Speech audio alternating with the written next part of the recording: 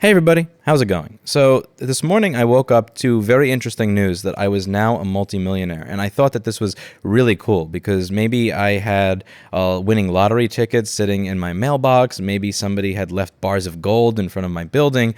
Hey, learning that you're a millionaire is always pretty cool. Unfortunately, it was not the case. It came from this one article here, and there is a reason that I'm going to be discussing this that has nothing to do with me that I'm going to get to later in the video. So this article says how much money Lewis is worth. It says he has an estimated worth of $1 million. And when it goes up to figure out my income, it says that I make $290,000 per year, which is fairly interesting to me. And it also says that 40 to 80% of your total views are monetized. Now, I thought I would go in and show you a bit more of what's actually going on here. So I started my YouTube channel in 2012. YouTube counts it as I registered it in 2011. And this article is written on August 20th. So if we were to look at my channel analytics from that time frame, so if we just go here and make sure we adjust this from the beginning of my channel to August 19th, because that's probably when the guy posted everything, you can see that in that time I've made $296,846.28. And you can see that we've got a couple of spikes. There is this one spike over here when there's one spike in views that I had here when Kilpatrick and Townsend had reached out to me politely requesting I remove certain content in the typical, we're a law firm that gets paid about $1,200 an hour to just send you polite messages way. And there was also another spike right around the end of 2018. There was a CBC News piece that came out. Also, after FDNY footage of my drone footage of my building on fire showed up on YouTube, a bunch of people used the little YouTube donate or super chat or whatever they call it now feature to give me a donation. So thank you very, very much for that. I highly appreciate it. But anyway, as you can see here, this article claims that my yearly pay is $290,000.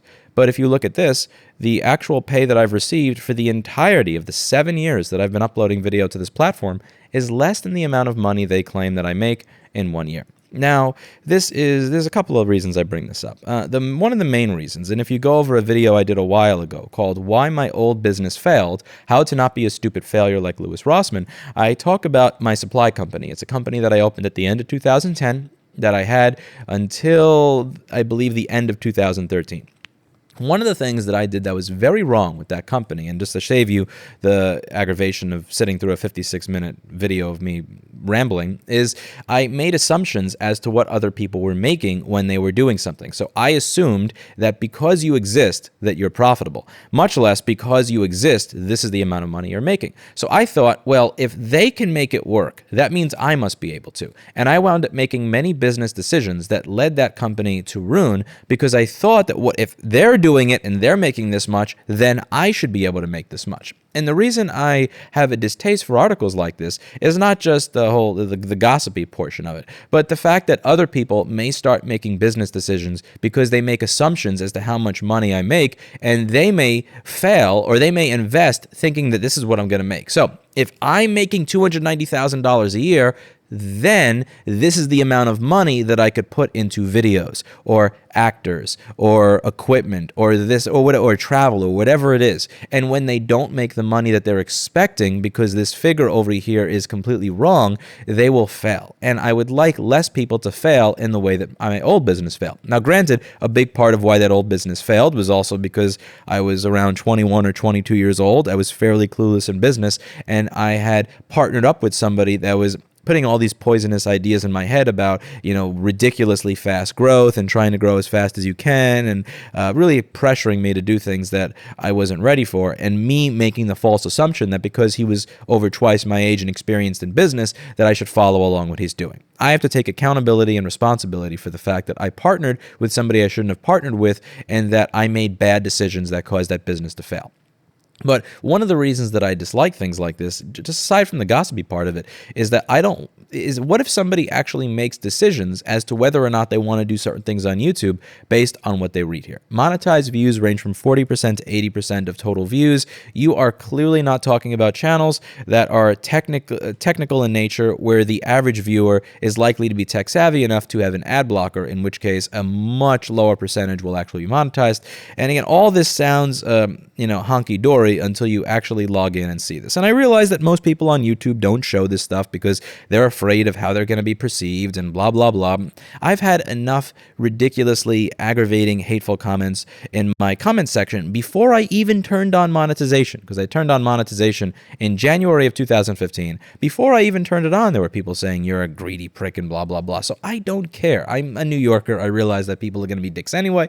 I don't care if you have the number. There's a lot of people that are not going to show you this number, and I think it's important to see these numbers so that you have an idea when you read articles like this just how full of shit most websites and most bloggers are when they're telling you what somebody makes or how profitable something is. And I'm telling you this because I don't want you to start businesses based on unsustainable fantasies that end up failing. Another thing that must be taken into consideration when reading something like this is the opportunity cost involved when you do something like this. So when I started to see the curve go up at the end of 2014, right over here, I hired an assistant. Then I hired somebody else at this point to start helping me do the work that I used to do. So if you call my store, even now in 2019 with how busy it is, it's not going to happen every time, but a good amount of the time you may actually get me on the phone because if everybody else is busy picking up the phone, I don't want my business to go to voicemail like so many of these overpriced design build contractors that I've been calling do.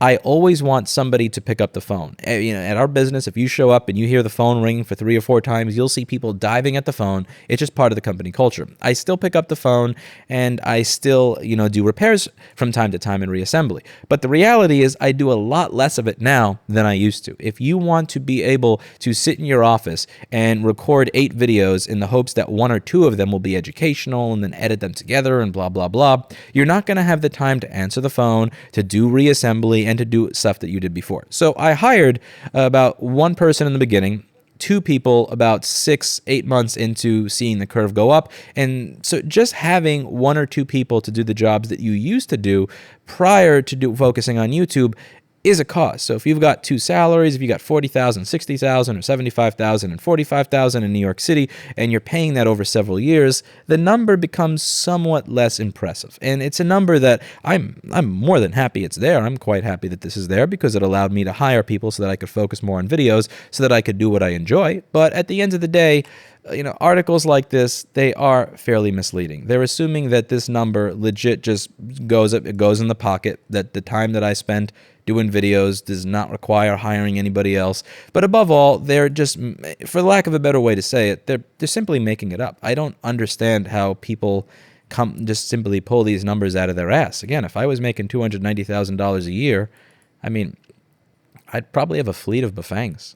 I would do what MC Hammer did and have like 45 cars with paint that changes color. I would have 45 Bafangs parked outside of my apartment, and every single one of them would have paint in them that changes color. There's all sorts of fun stuff that I do. But yeah, just when you read stuff like this, take it with a grain of salt, realizing that they don't have access to back-end statistics. And above all, while you can make money off of YouTube, don't fool yourself into believing everything you read about making money on the platform and then get really, really discouraged when you start out and you get nowhere. Because I started uploading videos at the end of 2012, and you will see here that I got 20 views a day. Every now and then, 30 views a day. And as you fast forward on, a year later, 400 views a day. And then when I really started focusing on it, like I bought myself a quality camera. I bought myself a nice $2,000 or $3,000 camera. I got myself, a $700 microscope camera, about $600 of capture equipment, a new computer to do all the videos. I was getting 2,000 views a day, and 1,700 views a day, sometimes less, which is not going to make you more than a $1, maybe $2 a day if you're lucky, with people using AdBlock. And if people read this stuff and they believe it, they're going to become really discouraged when they start doing this. So this type of stuff, in my opinion, does nobody any good. So that's it for today. And as always, I hope you learned something.